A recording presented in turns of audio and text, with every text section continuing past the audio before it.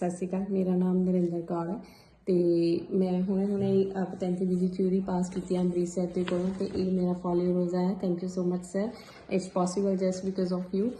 मैं कभी सोच नहीं सकती थी कि मैं ये कर पाऊँगी, लेकिन जैसे ही मैंने आपकी क्लास ज्वाइन की मुझे ये कभी मुश्किल नहीं लगा।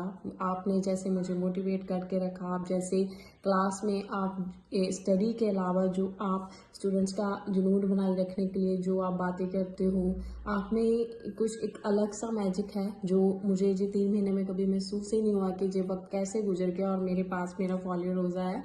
Thank you so much sir.